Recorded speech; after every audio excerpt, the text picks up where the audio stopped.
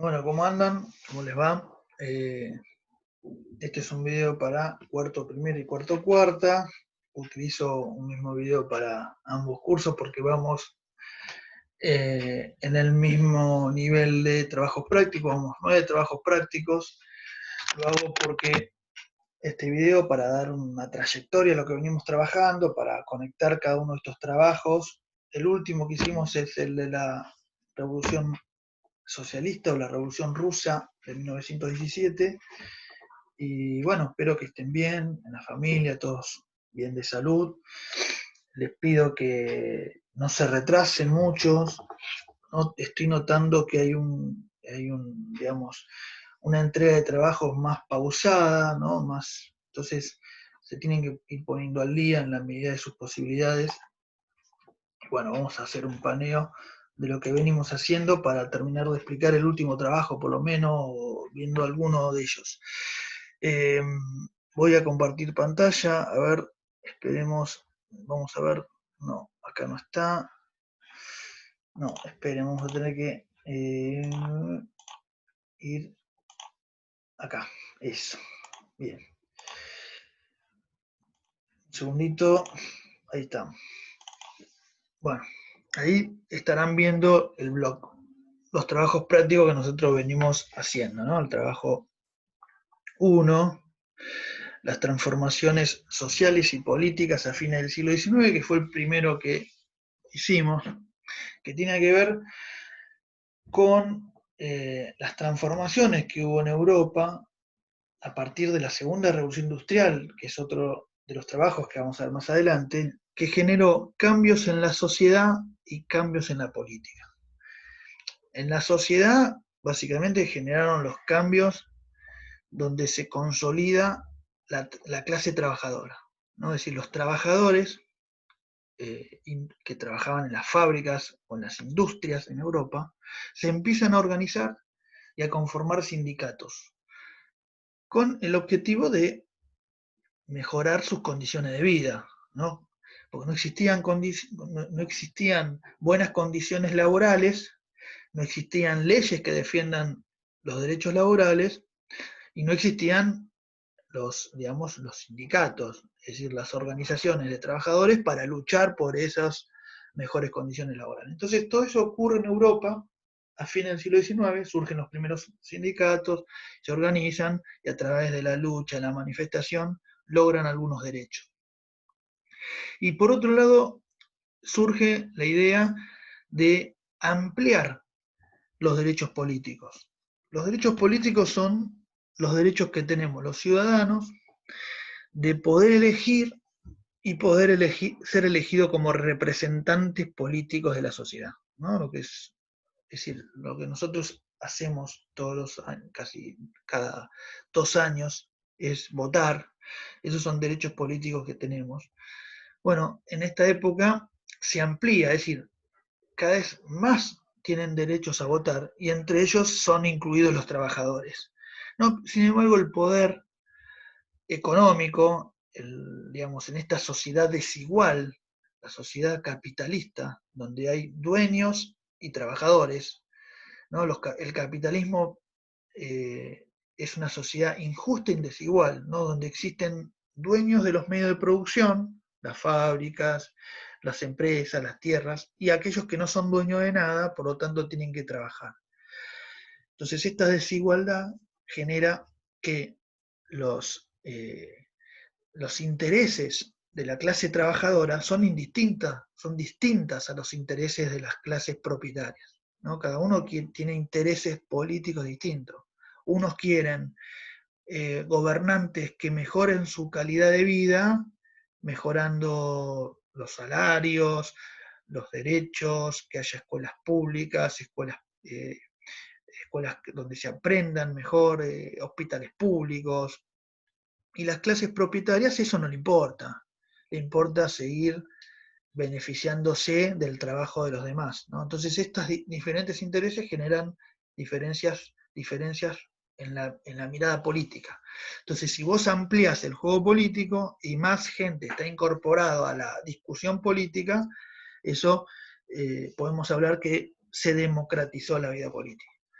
Bueno, el trabajo 2, que era sobre el Día de la Memoria, coincidía con el 24 de marzo, se conmemora un día más del último golpe de Estado en 1976, donde se cometieron delitos de lesa humanidad, ¿no?, en contra de los derechos humanos, especialmente con el secuestro, tortura y desaparición de personas, ¿no? Entonces todos los años se conmemora el 24 de marzo como un nunca más. Entonces trabajamos con eso, el concepto de terrorismo de Estado, la aparición de los primeros organismos de derechos humanos, como las Madres de Plaza de Mayo, las Abuelas de Plaza de Mayo. Ustedes tenían que buscar alguna víctima desaparecida, y bueno, trabajamos con eso. El trabajo 3 tenía que ver con la revolución industrial, la segunda revolución industrial, ¿no?, que fue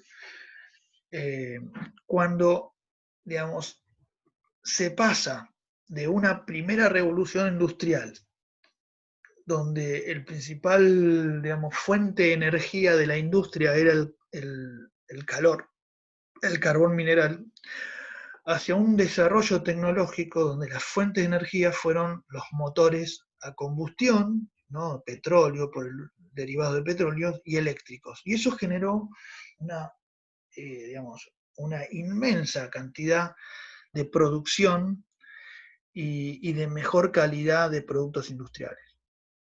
Eso ocurrió en Europa a fines del siglo XIX, y no solamente Inglaterra, que era el primer estado que había desarrollado la industria a mediados del siglo XVIII, sino otros países se suman a esa revolución industrial, como Francia, como Estados Unidos, como Japón, como Alemania.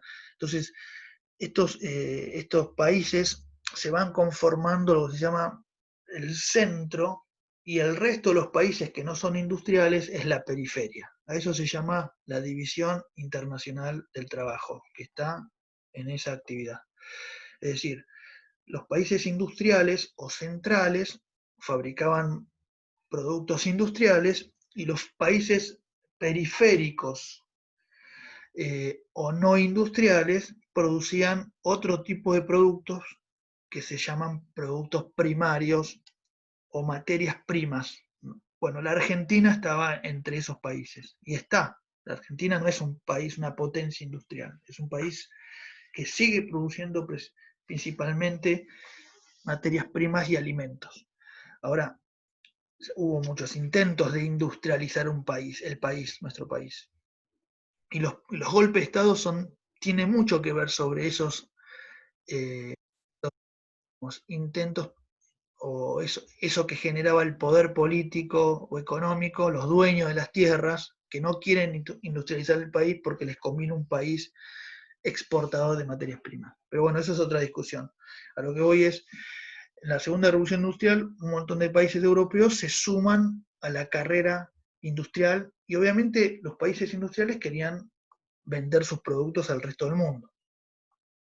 Por lo tanto, esto va generando una competencia que después devino en una crisis económica que vamos a ver más adelante. El trabajo 4 tenía que ver con las corrientes políticas que desafían el capitalismo, ¿no? Este capitalismo, ¿no?, que es un sistema desigual, injusto. Los trabajadores empiezan digamos, otro tipo de sistema que sea más justo y más igualitario. Bueno, estas ideas o estas corrientes políticas que desafían el capitalismo, nosotros trabajamos con dos, que es el socialismo y el anarquismo.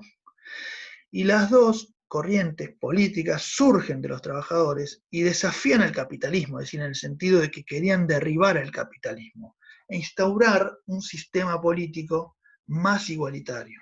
Por ejemplo, el socialismo plantea que no exista la propiedad privada de los medios de producción. Esto quiere decir que no existan personas que sean dueños de fábricas, de tierras, de empresas, sino que todo eso pertenezca al Estado. Por lo tanto, si todo eso pertenece al Estado, la sociedad toda no es dueña y tiene que trabajar. Entonces todos tienen un mismo nivel de vida ¿no? No son dueños de y otros no dueños de nada, y esa nivelación de la igualdad genera una sociedad más justa, ¿no? Más igualitaria. Bueno, estas corrientes políticas triunfan, ya que es el último trabajo que después vamos a ver más adelante en la explicación. El trabajo 5, esperen que cierre el WhatsApp, que ya me está volviendo loco. El trabajo 5 tiene que ver con la crisis económica de 1873, causas y consecuencias. Bueno, esta es la crisis que yo le digo. Cuando surge la segunda revolución industrial, los países industriales empiezan a competir por mercados, es decir, competir para dónde vender sus productos. Y eso hace que se saturen los mercados. Saturar un mercado es cuando hay muchos productos y no los compra, no los compra nadie, o ya la gente compró y no lo vuelve a comprar. Por lo tanto, esos productos que están en el mercado no se pueden vender, y eso genera una crisis en la economía del que fabricó el producto. Porque si yo fabrico y no vendo, y tengo que pagar a los trabajadores, ¿cómo recupero la plata para pagar a los trabajadores si no vendo los productos? Entonces eso genera una crisis económica mundial, causa de esta saturación de los mercados. Ahora, eso generó una paralización de la economía a nivel mundial, ¿no? Cerraron fábricas, eso generó descontento en los trabajadores, huelgas, manifestaciones, inclusive los productos de América Latina, los productos agrícolas, ¿no? De alimentos que iban a Europa, también saturaba el mercado europeo, y muchos campesinos europeos no podían competir con esos productos americanos porque eran más baratos. Por lo tanto, tenían que inmigrar, o emigrar, mejor dicho, y se producen las grandes inmigraciones, entre ellas a la Argentina, ¿no? Estos 1800, fines del siglo XIX. La entrada de inmigrantes italianos, españoles, franceses que vienen a Argentina es en esta época, en esta crisis que hay. ¿Y por qué vienen a Argentina? Porque había más posibilidades de encontrar un trabajo, ¿no? ¿Qué más en este trabajo? En este trabajo también vimos, digamos, cómo hacen estos países para salir de esa crisis, ¿no? Estos países industriales. En el trabajo vimos que hay 3 caminos posibles. Uno es que las empresas se empiezan a unir o conformar grandes trusts, ¿no? Conglomerados de empresas, para generar una empresa muy poderosa y que no puedas competir con esa empresa. Entonces hay empresas que se empiezan a comprar otras y monopolizan el mercado. Un ejemplo clave es la compañía de Coca-Cola, o la Coca-Cola Company, ¿no? ¿Qué hace la Coca-Cola? Para que vos no puedas competir con ella, a la posible competidora, otra bebida, la compra. Entonces monopoliza el mercado. Por ejemplo, la Coca-Cola en Argentina compró Fanta, Sprite, Cepita. Entonces, si la dueña de todo eso es Coca-Cola, nadie compite con Coca-Cola, porque todo lo que se vende es de Coca-Cola. Entonces, bueno, esto es una de las salidas de las grandes empresas a nivel mundial. La otra, surgen nuevas formas de organización fabril. Las fábricas se organizan de una forma que los costos de producción son más baratos. Es decir, producir un producto determinado, fabricar un producto determinado es más barato. Y no es pagándole menos al trabajador, sino agilizando la actividad industrial. Por ejemplo, surge lo que se llama el taylorismo. Es decir, en una fábrica de mesas, uno hacía la tabla, uno cortaba una tabla, uno cortaba las patas, el otro las unía y otro la pintaba toda. Entonces cada uno tenía que hacer una actividad sola, cortar las tablas, el otro cortar las patas, y el otro unirlas, y el otro pintarlas. No es que cada uno hacía la tabla, las patas, las unía, las pintaba. Eso retarda más el trabajo. Y si vos te dedicas solamente a hacer una actividad, agilizás tu trabajo y lo haces más rápido. Entonces, ese sistema taylorista se empieza a implementar, ¿no? Cronometrado, pagándole al trabajador según la cantidad de patas que hace o las tablas que corta, entonces eso generaba que vos, si haces más te van a pagar, por lo tanto agilizás tu trabajo y se fabrican más. Otra forma es el Fordismo, es la línea de montaje, es decir, hay una línea que es como que va pasando, entonces vos, mientras llega el producto a tu lugar, le haces lo que tenés que hacer y después pasa a otro. Bueno, y eso agilizó también la producción, y vimos un video de Charles Chaplin, digamos, para ver cómo era el trabajo de la línea de montaje fordista. Y la última forma de que estos países o estas industrias salieron de la crisis fue a través de la ocupación de territorios. Y eso es el imperialismo. Es decir, cuando un país ocupa un territorio, ¿para qué lo ocupa? Para venderle sus productos o para obtener materias primas baratas, ¿no? Bueno, y esto llevó a que muchos países europeos ocupen, potencias industriales ocupen territorios como África, Asia y Oceanía, ¿no? Y ese es el trabajo práctico número 7, el imperialismo. En el trabajo 6 hicimos un trabajo que nada tiene que ver con esta continuidad, que tiene que ver con el bicentenario de Manuel Belgrano, para recordar su figura, ¿no? Porque Manuel Belgrano no fue solamente el creador de la bandera, sino que fue mucho más que eso, ¿no? Fue un gran economista, un demócrata, fue uno de los primeros que empezó a plantear la educación pública para todos, para todas, ¿no? Para las mujeres inclusive, pero la historia se lo conoce como el creador de la bandera y bueno, queríamos trabajar sobre eso, como que es un prócer más completo. El trabajo 7 tiene que ver con esto del imperialismo. Cuando los estados ocupan otros lugares, por ejemplo, se reparten África, eso generó conflictos y hay un acuerdo, que es la Conferencia de Berlín de 1884, donde se repartió África entre las potencias.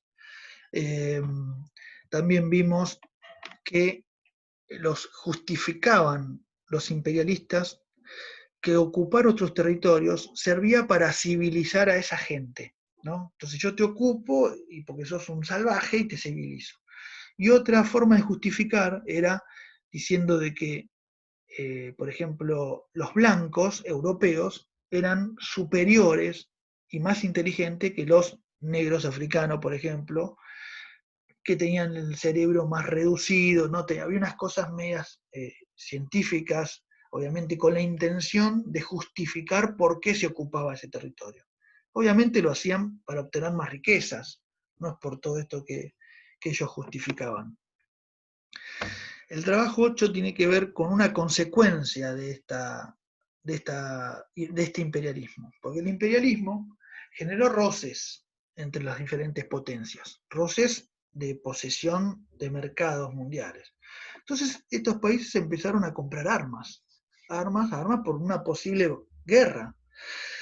Entonces se generó una carrera armamentística que se conformaron alianzas militares, y las dos principales alianzas era la triple alianza entre las potencias imperiales, por ejemplo el imperio alemán, el imperio austrohúngaro, luego se incorpora el imperio turco-otomano, y la otra era la Entente Cordiale, que era una alianza entre los países, entre comillas, democráticos. Inglaterra, Francia, Rusia, ¿no? Pero que no, sabemos muy bien que Rusia no era para nada democrático, también era un imperio.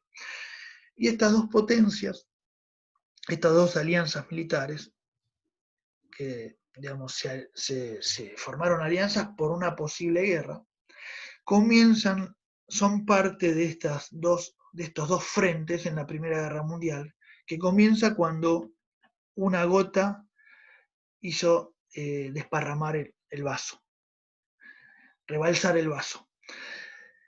Y eso ocurre cuando se asesina, ¿no? Un nacionalista serbio asesina al heredero del trono del Imperio Austrohúngaro. El Imperio Austrohúngaro era un imperio que ocupaba otros países, y entre ellos ocupaba una parte de Serbia. Entonces los serbios que estaban en esa zona ocupada querían separarse de ese imperio e integrar su patria, que era Serbia. Entonces cuando el heredero paseaba por ahí, fue asesinado por un nacionalista. Y esto generó que el imperio austrohúngaro le declare la guerra a Serbia. Y en defensa de Serbia saltó Rusia, y en defensa del imperio austrohúngaro saltó Alemania, le declaró la guerra a Rusia, entonces los ingleses y los franceses le declararon la guerra a Alemania, y bueno, se conformó la Primera Guerra Mundial.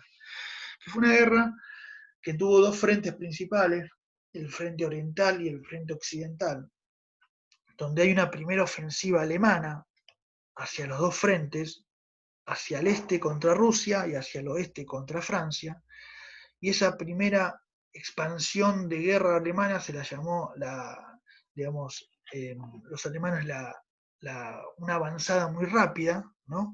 Y se frenó con la guerra de trincheras, ¿no? Es decir, se conformaron trincheras, pozos, donde los ejércitos se peleaban por 2 metros y se tiraban de todo, ametralladora, gases venenosos, bombas, bueno. La Primera Guerra Mundial cambia cuando ocurre la entrada de Estados Unidos a la guerra del lado de los aliados o de la Entente Cordiale. Y paralelamente surge la salida de Rusia, ¿no? Rusia se va de la guerra porque tiene un conflicto interno que es la revolución rusa, la revolución socialista. Entonces eso desniveló la balanza y Alemania y el Imperio Austrohúngaro estaban, digamos, podrían ganar la batalla hasta que entró la guerra, digamos, hasta que entró Estados Unidos a favor de Inglaterra, de Francia, y eso desniveló nuevamente la balanza y estas potencias logran triunfar y son vencidas Alemania y el Imperio Austrohúngaro. Bueno, y el último trabajo tiene que ver con la Revolución Rusa. La Revolución Rusa, nosotros planteamos por qué surge la Revolución Rusa, ¿no? La Revolución Rusa surge porque Rusia era un país totalmente desigual, ¿no? Como era un imperio donde había muchos campesinos muy pobres, ¿no? El Estado era un Estado policial donde no dejaba lugar a que haya partidos políticos, los trabajadores no se podían expresar, entonces había mucho descontento. Y ese descontento se fue agravando primero con una guerra que tuvieron los rusos con Japón en 1905, la guerra ruso-japonesa, que lucharon por un territorio de lo que hoy es Manchuria, que le pertenece a China, ¿no? Y los rusos son derrotados ahí. Y entonces en esa derrota se genera un descontento y hay un principio revolucionario en 1905, donde se conforman los primeros soviets. Soviets son una especie de organizaciones de trabajadores que empezaron a autogobernarse. Y obviamente el gobierno reprimió todo eso y a ese episodio lo llamó el Sangriento Domingo. Entonces ahí se empiezan a consolidar los primeros soviets. La segunda forma de que se agravó el conflicto fue con la Primera Guerra Mundial, porque eso empobreció más a los soldados, a los campesinos. Bueno, entonces la rebelión fue tal que había un partido, obviamente secreto, que se llamó el Partido Socialdemócrata Ruso, donde había dos vertientes, los mencheviques y los bolcheviques. Los mencheviques planteaban que, digamos, el socialismo en Rusia se llegue al socialismo de forma moderada. Primero, como se consolidó el capitalismo en los países democráticos, como Inglaterra, como Francia, y luego hacia una revolución socialista. En cambio, los bolcheviques decían que no, que la revolución se había que hacer de una. Por lo tanto, había que tomar el poder y expropiar todas las tierras, las fábricas y controlarlas del Estado. Entonces, en 1917 se logra derrocar al zar, que es el rey de Rusia, y empiezan a gobernar los mencheviques. Y los mencheviques no se retiran de la guerra mundial. En 1917 todavía estaba la guerra. Por lo tanto, el descontento siguió. Y los bolcheviques, en octubre de 1917, que según el calendario nuestro es en noviembre, toman el poder y ahí sí se retiran de la guerra y luego instauran un modelo socialista. Es decir, se expropian las tierras de la iglesia también y el Estado empieza a controlar la economía y se instaura lo que se llama la dictadura del proletariado.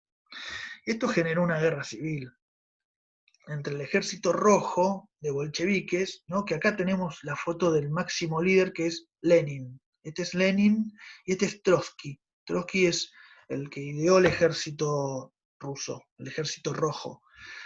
Acá ven las banderas rojas que representan el socialismo, ¿no? Esto es en plena revolución, en octubre de 1917, Lenin como el líder de la revolución socialista. Y esta guerra civil la ganaron los bolcheviques contra el ejército blanco e instauraron la Unión de Repúblicas Socialistas Soviéticas, o la URSS, en 1922. Y la URSS fue el primer país socialista del mundo que duró hasta 1990, donde la URSS se separó de nuevo y los países que digamos, estaban digamos, unidos en esa unión de repúblicas socialistas soviéticas se independizaron, y entre ellos la Federación Rusa que conocemos hoy, que sigue siendo un país grande. Obviamente la URSS era liderada por Rusia y su capital era Moscú, la actual capital de Rusia. Bueno, ese es el trabajo de la Revolución Rusa. Estoy pensando hacer una reunión así por Zoom con ustedes para ver cómo andan y todo eso. Así que después voy a ir pensando el día para ver cuándo lo hacemos. Hasta luego.